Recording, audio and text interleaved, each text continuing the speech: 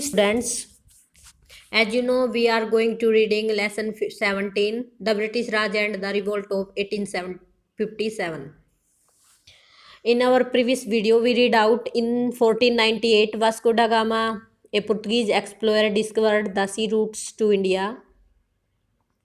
He landed at Calicut. The Portuguese traders were the first to came to India. Let's start the East India Company. In 1600, nearly 100 rich British traders got permission from Queen Elizabeth to trade with India. सन 1600 ईस्वी में लगभग 100 अमीर British व्यापारियों ने महारानी Elizabeth से आज्ञा मांगी भारत के साथ व्यापार करने की। They formed the East India Company, उन्होंने ईस्ट इंडिया कंपनी बनाई। They establish the first trading centre of East India Company at Surat, उन्होंने अपना पहला व्यापारिक केंद्र सूरत में बनाया।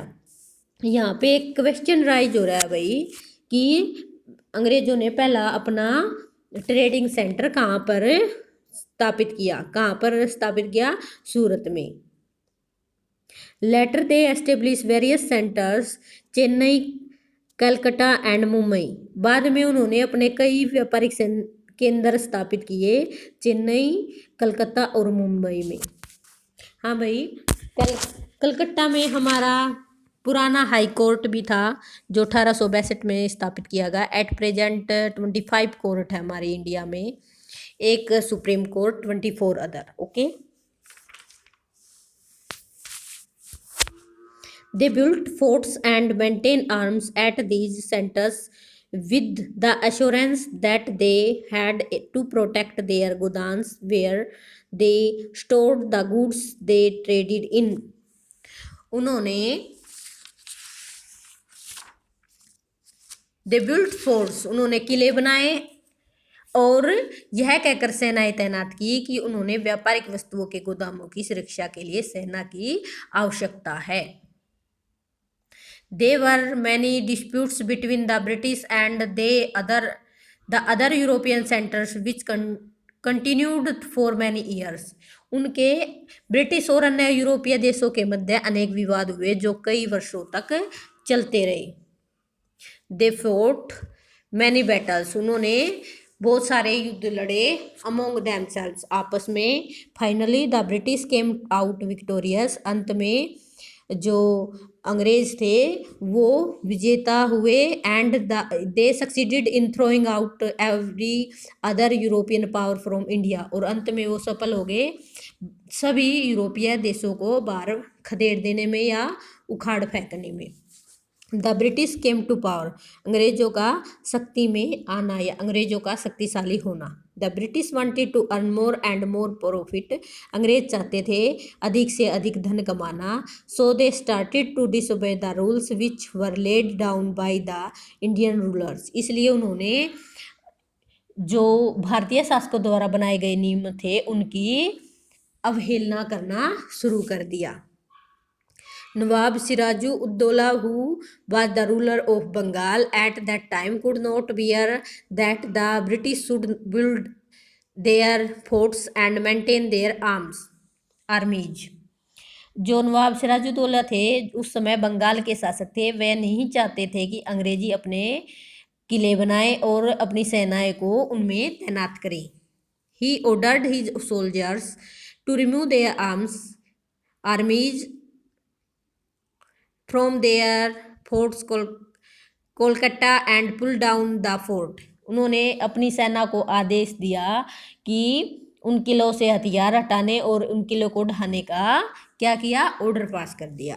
Okay, but the British refuse to carry out his order and declared a war against Sirajuddaulah, लेकिन अंग्रेजों ने मना कर दिया उनके इस ऑर्डर को मानने से और एक युद्ध की घोषणा कर दी सिराजुद्दौला के खिलाफ। The war was fought at Plassey in 1757, युद्ध कहाँ पर लड़ा गया?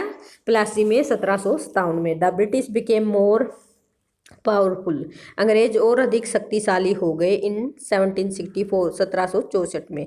हाँ भाई, जो प्लासी का युद्ध है, इसको प्लासी का युद्ध ही क्यों कहा जाता है? क्योंकि ये प्लास नामक पौधे पर इस प्लासी जगह का नाम क्या पड़ा था? प्लासी, इसलिए क्या कहते हैं इसको? प्लासी का युद्ध। Okay. The British defeated the royal emperor Shah Alam at बनूर। 1764 में अंग्रेजों ने सम्राट शाह आलम को बैनूर में क्या कर दिया? हरा दिया। इन 1765 Shah Alam was granted the दीवानी। 1765 में शाह आलम ने उनको दीवानी प्रदान कर दी। दीवानी क्या होता है? The power to collection revenue, कर इकट्ठा करने का अधिकार। It was the right of collection of revenue from Bengal, Bihar and Orissa. और ये उड़ीसा, बंगाल, बिहार से कर इकट्ठा करने का अधिकार था। क्वेश्चन पूछा जा सकता है भाई, यहाँ पे क्या क्वेश्चन राइज हो रहा है कि शाह आलम ने कौन से क्षेत्र की उनको दीवानी दी? और यह क्वेश्चन भी राइज हो सकता है कि सिराजुद्दौला कहाँ का शासक था। Okay.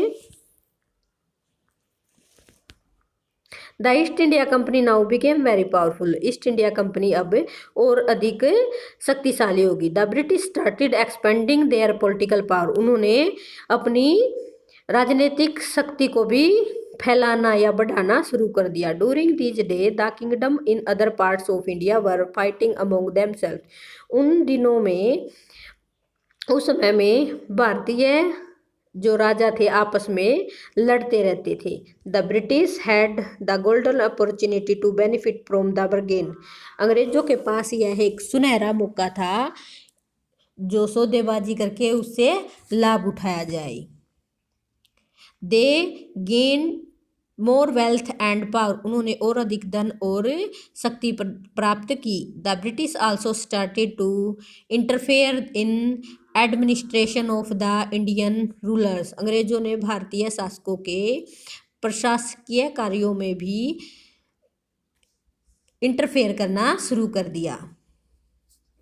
They use the policy of divide and rule and supported many local rulers.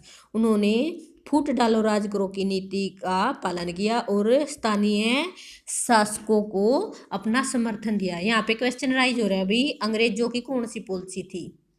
Which policy was used by britisher? Divide and rule. The British trend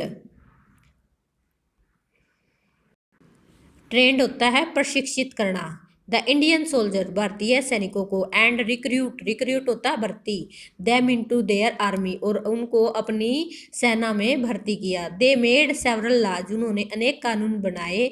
to grab land, धरती को हड़पने के लिए। वेल्थ एंड पावर, धरती, धन और शक्ति को हड़पने के लिए। दे आल्सो साइंड ट्रीटीज, उन्होंने अनेक ट्रीटीज होता है संधिया की with the king who accepted the British supremacy, जिन्होंने स्वीकार किया ब्रिटेन के आधिपत्य को। Now these Kings were puppets in their hand, अब जो ये राजा थे उनके हाथों की कठपुतलियां बन गई। ओके स्टूडेंट्स, बाकी का जो हमारा लेसन रहता हो हम नेक्स्ट वीडियो में रीड आउट करेंगे। Bye students.